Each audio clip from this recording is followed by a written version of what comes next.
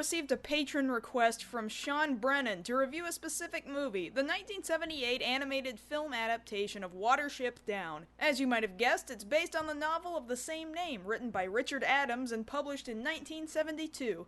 The novel itself is extremely successful and has won a number of awards and prizes. There are some of you out there who may have even read this book as required reading in high school.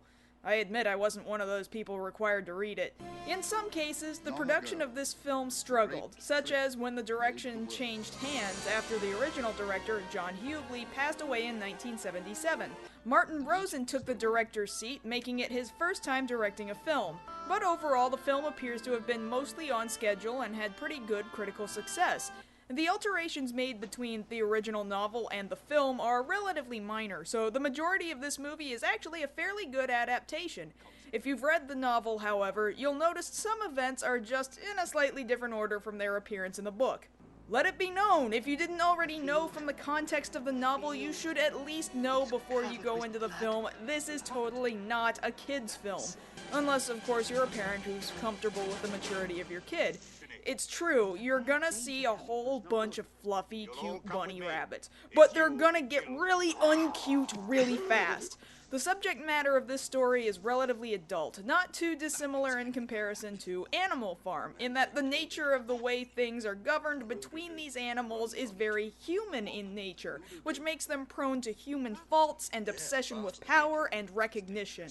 Before I get too far, I'll give you the basic core plot of the film. We're given a small fable about a god by the name of Frith, based on the sun, who created all the animals. But one day the rabbits outnumbered everything else and started eating all the food. When Frith told the rabbit prince to control his people, he refused. So Frith touches each kind of animal and makes them all a danger to rabbits. But he equally blesses the rabbits with great cunning and strong, fast legs. This way the rabbits can burrow and feed as best as they can, and there can still be a balance. So then we cut to the real plot of our story, in a community of rabbits in the British countryside. One rabbit, Fiver, has a terrible vision of blood and death over their green hills, and he's convinced that everyone needs to leave. His brother, Hazel, doesn't necessarily believe him, but he takes him to their leader anyway, who also rejects this ludicrous-sounding vision. But in the end, Fiver, Hazel, and a number of other rabbits end up leaving the hutch to go and find a new home. Their struggle is long and scary, with nature and the elements and all manner of wild animals coming against them. Finally, after much hardship and even after losing a companion, they get to a place with perfect peace, but no females to continue their community. So the search is on for females who are willing to join them. After a failed attempt to free some females from a farm, they find another community with a tyrannical government system, with plenty of rabbits who want to run free, but are brutally punished if they attempt to leave. It climaxes with a massive, violent escape and battle scene, with the assistance of a strange but amusing seagull. But the end results are a well-earned, peaceful community free from most outside danger, including natural predators and humans. The animation is absolutely beautiful. The watercolored backgrounds and hand-painted cells are amazing works of art. The soundtrack does exactly what it needs to do when it needs to do it. It's beautiful and sweeping over images of lush countrysides, but dark and exciting when images of danger come to the screen. Perhaps the only thing I felt was especially lacking was the voice acting. And don't get me wrong, I don't mean that they were especially bad. But many of these actors were stage and film actors, not voice actors, and so their reading of the text was pretty good, but it all sounded like just that. Reading.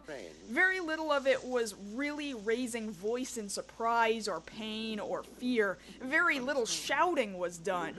I can even recall moments where a character would be surprised or concerned about something, and it would sound like the actor was doing that thing that some people do when they're in their bedroom recording a voiceover for something and they want to scream a line, but they don't want to wake up the other people sleeping in the house, so they do that whisper yell thing.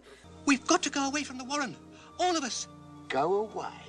Yes, before it's too late. Is there something wrong? There's even a moment where I felt a scream in surprise would have been a really good thing when one character is carried off by a bird, but there's no reaction at all.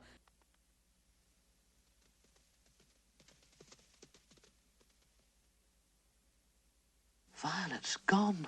Or when everyone thinks that the character Bigwig is dead after having been caught in a snare, the lines are somewhat concerned, and then concerned about how they'll carry on, but not especially sad or distraught. Again, nobody here is an especially bad line reader, but after a while, all the lines sort of just blend together and sound the same, is all I'm saying. The violence in the movie perhaps isn't anything out of the ordinary in modern-day film, if we were watching people-on-people violence. But because it's cute, realistically animated animals tearing into each other, your brain just sort of goes, "Oh God, no, please stop!" In that sort of sense, it really is amazing. It's amazingly well animated, and maybe it's even further social commentary on just how brutal and seemingly insane our violence really is, and it still manages to make you question what you're willing to die for. It's probably all societal commentary you would have gathered from the book, but the movie seems to have done a wonderful job getting this commentary across to its audience. There's also this really interesting insert song from Art Garfunkel, of Simon and Garfunkel fame. Great song and sets the mood for the scene quite well.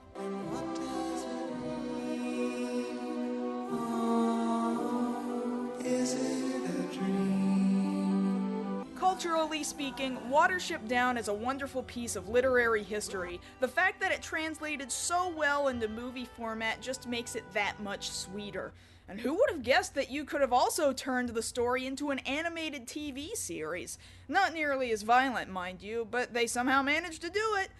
I highly recommend you see the twists and turns of this group of rabbits for yourself and see how it is they manage to get in and out of danger. Watership Down is available on DVD in the US from Warner Home Video. So go after it already! Is it a kind of dream floating out on the tide?